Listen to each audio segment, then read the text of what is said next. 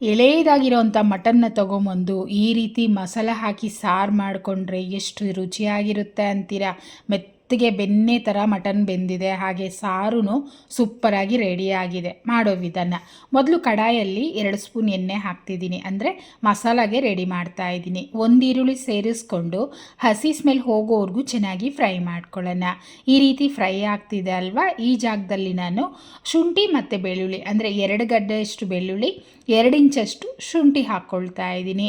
ಚಕ್ಕೆ ಲವಂಗ 2 ಇಂಚು ಚಕ್ಕೆ ಮತ್ತು 10 ಲವಂಗ ಸೇರಿಸ್ಕೊಳ್ತಾ ಇದ್ದೀನಿ. ನಂತರ ಅರ್ಧ ಚಿಪ್ಪಷ್ಟು ತೆಂಗಿನಕಾಯಿನ ತುರಿದು ಹಾಕ್ಕೊಳ್ತಾ ಇದ್ದೀನಿ.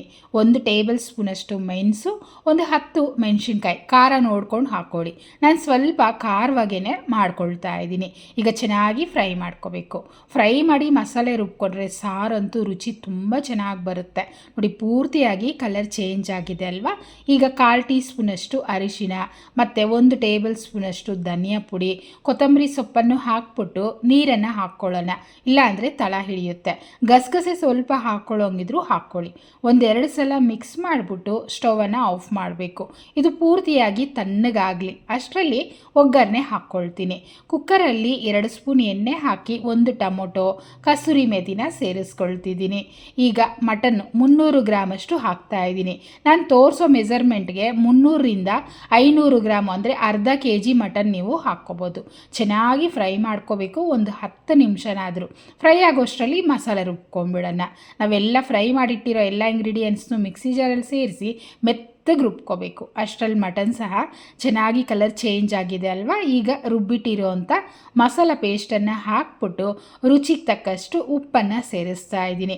ಉಪ್ಪು ಹಾಕಿ ಮಸಾಲ ಹಾಕಿದ ನಂತರ ನೀರು ಹಾಕೋ ಮೊದಲೇ ಚೆನ್ನಾಗಿ ನೀವು ಒಂದು 5 ನಿಮಿಷ ಮಟನ್ ಬೇಯಿಸ್ಕೊಳ್ಳೋದ್ರಿಂದ ಮಟನ್ಗೆ ಉಪ್ಪು ಖಾರ ಮಸಾಲ ಎಲ್ಲ ಹೊಂದ್ಕೊಂಡು ರುಚಿ ಚೆನ್ನಾಗಿರುತ್ತೆ.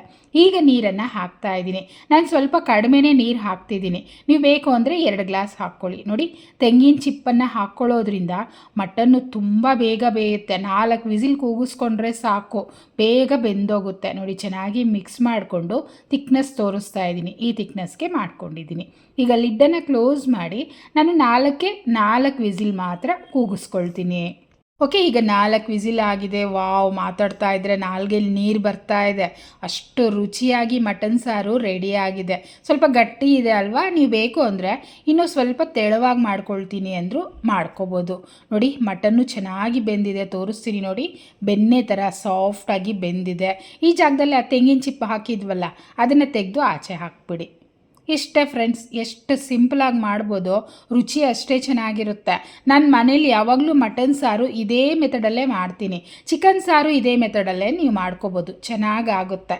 ಈಗ ಬಿಸಿ ಬಿಸಿ ಮುದ್ದೆ ಜೊತೆ ಸರ್ವ್ ಮಾಡ್ತಾ ಇದ್ದೀನಿ. ಸಾಫ್ಟಾಗಿ ಬೆಂದಿರೋ ಅಂಥ ಮಟನ್ ಸಾರಿನ ಜೊತೆ ಬಿಸಿ ಬಿಸಿ ಮುದ್ದೆ ತುಂಬ ಚೆನ್ನಾಗಿರುತ್ತೆ. ಖಂಡಿತ ಟ್ರೈ ಮಾಡಿ. ಹೇಗೆ ಬಂತು ಕಮೆಂಟ್ ಮಾಡಿ, ಲೈಕ್ ಮಾಡಿ, ಶೇರ್ ಮಾಡಿ, ನಂತರ ಚಾನಲ್ನ ಸಬ್ಸ್ಕ್ರೈಬ್ ಮಾಡ್ಕೊಳ್ಳಿ. Thank you.